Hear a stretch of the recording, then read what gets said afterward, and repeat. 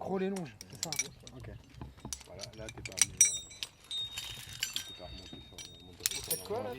C'est chacun un paquet. On est en train de préparer le matériel pour demain. Donc demain on effectue un portage de matériel à 2200 mètres d'altitude à peu près. Il ne faut rien qu'on oublie. On va essayer de monter un maximum de choses pour ne pas être trop chargé le jour de l'attaque. Donc là essentiellement corde, amarrage et un petit de l'eau aussi. Maintenant, au canyon, tu vois. D'accord, mais on l'accroche là quoi. Dans les sacs. Alors le truc c'est d'avoir un truc comme ça et un truc comme ça, c'est ça? Alors chacun se démerde pour avoir un sac de portage. Ce sac là, là-haut on le vide, on le mettra dans le sac poubelle. Hein, et on le redescend. D'accord. Et par contre lundi matin on aura notre sac perso avec nos D'accord, donc ça c'est bien de le mettre dans la petite pochette derrière ça. Et ça, on C'est l'a. chacun un paquet, c'est ça? Ouais, par contre, fais attention de. Tu vois pas. D'accord, mais on l'accroche là quoi. Dans les sacs.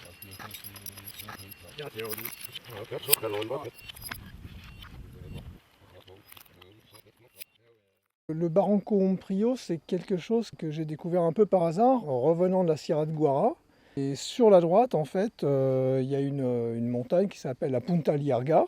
Et on revenait, en fait, il y avait un gros orage et il y avait des cascades, alors qu'habituellement, il n'y a jamais d'eau qui coule à cet endroit-là. Ça n'attire pas le regard, en tout cas. C'est un canyon qui est déjà calcaire. On va dire que ça correspond à peu près à tout ce qu'on peut avoir dans la région, sur le Haut-Aragon. Par contre, ce qui le caractérise, je trouve, c'est quand même la verticalité. C'est très sauvage. C'est creusé, mais en même temps, c'est assez rocailleux, c'est encombré de gros blocs. Et il y a beaucoup de ravins avec des pierriers intermédiaires qui sont assez difficiles à passer. Le régime hydraulique, c'est un ravin qui est intermittent, c'est-à-dire qui est alimenté essentiellement à la fonte des neiges et lors de gros épisodes pluvieux, orageux principalement. Pour faire cette première descente, ça a été aussi une nécessité, c'est-à-dire qu'il fallait pas qu'il y ait beaucoup d'eau pour qu'on puisse déjà découvrir, parce qu'on ne savait pas à quoi on allait s'affronter. Et puis aussi pour pouvoir équiper, poser les équipements dans une bonne condition de sécurité générale.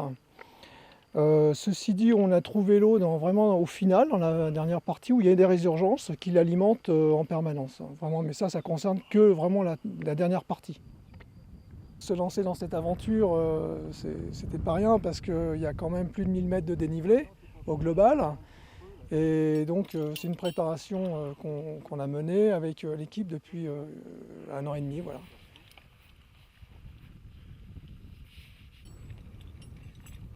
La descente commence à 2165 mètres d'altitude entre la Punta Liarga et un petit sommet qui s'appelle El Bocolón. Donc on a appelé ça le col de El Bocolón. Et là, la première partie, c'est pas ce qu'il y a de plus heureux ni de plus intéressant à descendre. En tout cas, c'est très fastidieux parce que c'est 260 mètres de dénivelé à faire dans un ravin encombré de pierriers. Donc c'est très pentu, et ça nécessite au moins plus d'1 heure à 1 heure et demie de descente. Alors, c'est pas ce qu'il y a de plus intéressant, mais c'est vraiment le prix à payer pour la suite.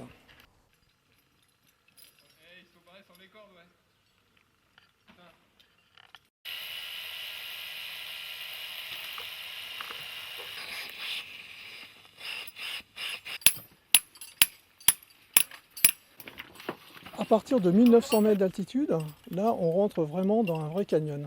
Les falaises vont s'élever entre nous. On a appelé cette zone-là les grands remparts, parce que des parois franchement montagneuses, qui font 100 mètres, 150 mètres de hauteur, qui vont être de part et d'autre du canyon. Et alors sur le fond du canyon, on a de moins en moins de pierriers, et on va de plus en plus se déplacer, courir sur le calcaire, qui se dessine, qui commence à présenter des morphologies intéressantes. Ça devient un escalier avec une très grande quantité de ressauts, des ressauts de quelques mètres, d'autres beaucoup plus hauts qu'il va falloir équiper, qui sont de franches cascades, entre 10, 15, 20, 25 mètres. Et il y a à peu près une dizaine d'obstacles à équiper et à franchir. Une petite cascade, on a eu du 20 mètres, du 22 mètres, du 15 mètres, là c'est une 12 mètres. Et là on va attaquer vraiment le gros, c'est-à-dire la partie un peu difficile. Les grands cassés, donc les 2 grands cassés.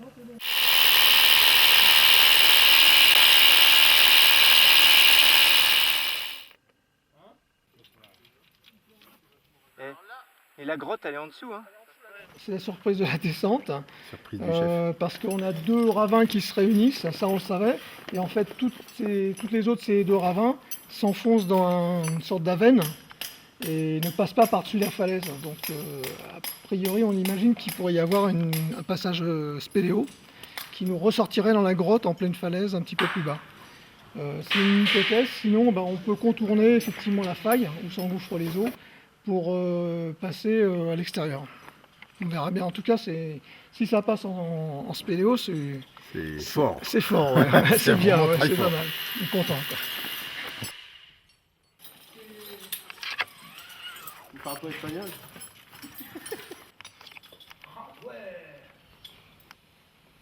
Il n'y a pas de mots. C'est incroyable. On progresse et il faut rester concentré quand même. Un passage intérieur comme ça, moi j'en ai jamais passé. Donc il y a la Belle Inconnue en France qui est amusante. Mais excellent. Là c'est incomparable. Hein, c'est un monument, hein, ce truc-là. C'est un monument, hein, franchement. Tu vois, toutes les dalles, elles sont. En fait, le truc c'est que les strates, elles sont comme ça, quoi. Ouais. On est dans le pli, quoi. À l'intérieur. Alors attention les sacs, tout ça. Ouah, grandiose, grandiose. De là, c'est bon. La bouffée monte, on est dedans, on regarde cette masse de pierre de roche qui est là, qui est énorme, énorme. Et c'est pas fini, ça continue, on en prend encore une deuxième, on se demande bien qu'est-ce qu'on va pouvoir voir après ça. L'eau, elle s'est trouvée un raccourci, quoi. Bah voilà, au lieu de passer par-dessus, ce qui se passe, c'est que au lieu de passer par-dessus. C'est une beauté de la nature, ça, à mon avis, il n'y a pas beaucoup de monde qui l'ont vu. Hein. On doit être les premiers à l'avoir vu, cette arche. Hein.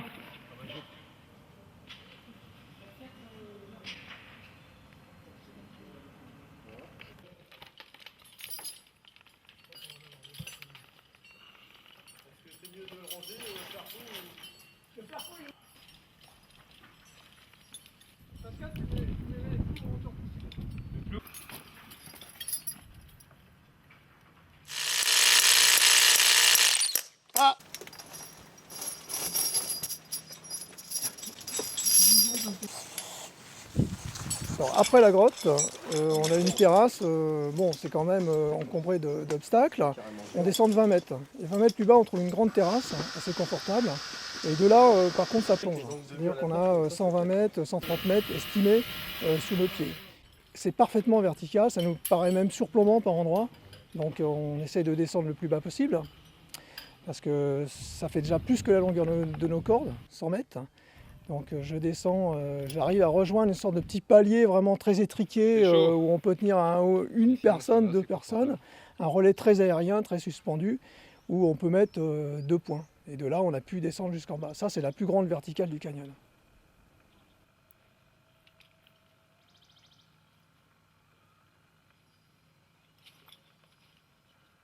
Le premier échappatoire est là, avant c'était strictement impossible. Ce ravin est un passage intermédiaire, 10 minutes suffisent pour dévaler les nombreux blocs qui l'encombrent. Et on arrive au dernier passage de cette partie supérieure du Barranco Hombrío. C'est un bel encaissement, une sorte de coup de sabre qui taille la montagne. On descend dedans et on a un peu l'impression d'être dans des canyons de la Sierra de Guara. Et en plus là on a de l'eau qui arrive, on a des venues d'eau. Pas très abondante, avec quelques petits bassins, des vases, des petites cascades alimentées. Et donc après 4-5 ressauts équipés, on arrive en pleine falaise. Ce coup de sabre vient sortir dans une paroi et on a devant nous une belle verticale, un beau rappel d'une 50aine de mètres qui nous fait progresser presque à l'arrivée. On a tous le sentiment d'avoir passé cette première partie supérieure du Barranco Hombrío. C'est pratiquement fini, on a 14 heures de descente dans les jambes. Ça, la conclusion de la partie supérieure est presque là.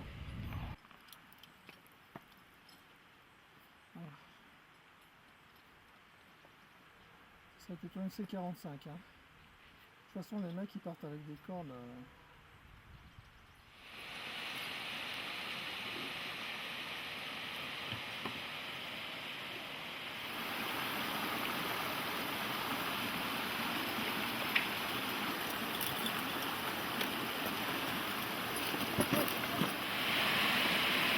Jacques, ici équipe Amprio, tu me reçois?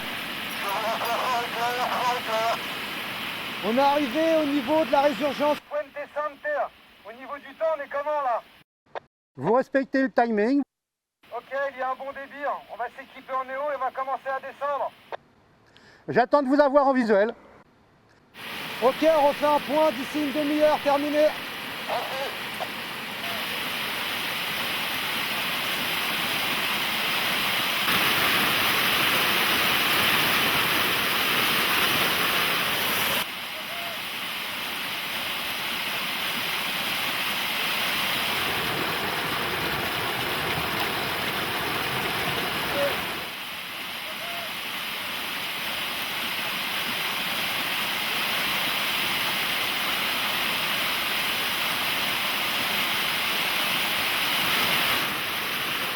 La dernière partie du Barranco Umprio est très différente de la partie supérieure, à plusieurs raisons. La première, c'est que c'est une partie qui, sans être une grande classique du secteur, avait déjà été explorée, donc elle est connue. Elle était équipée d'une façon assez sommaire. C'était très peu visité parce que c'est moins attrayant que d'autres canyons plus glorieux du coin. La deuxième chose, c'est que c'est beaucoup moins montagneux, ça descend une pente forestière et c'est jalonné d'une douzaine d'obstacles, de cascades, plutôt en rampe, entre 10, 12, 15 et jusqu'à 25 mètres de hauteur. Voilà, c'est 400 mètres de dénivelé au total et on arrive dans le Rio Chinca tout en bas. Le dernier aspect de la partie inférieure de l'Amprio, c'est que c'est très bien alimenté, c'est toujours en eau parce qu'on a une grosse résurgence dès le départ, qui s'appelle la Fuente Sante et qui apporte de l'eau toute l'année.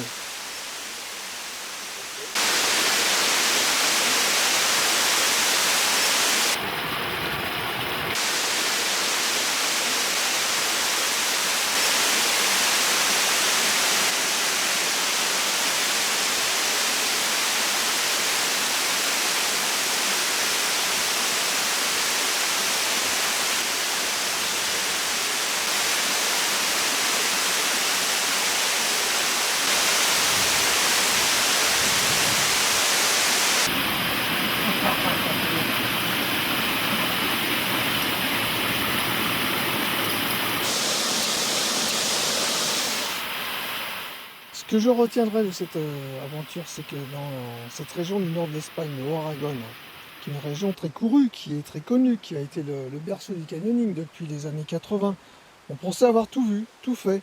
Bien, la preuve est faite qu'il faut toujours regarder, qu'il y a toujours des canyons à découvrir, et pas des moindres. Et le Barranco Umprio en fait partie. Je pense que je vais Il y a avoir mon sac là-haut, c'est qui le descend? C'est Pascal qui l'emmène, moi je Ah putain, c'est... Ça descend pas trop vite? Non. Si ça force, tu me le dis, il n'y a pas de problème, je tire, hein, je te freine moi. Putain, il est lourd avec ton kit en plus, hein. Ouais, c'est un grand moment dans une carrière de canyoniste. Hein.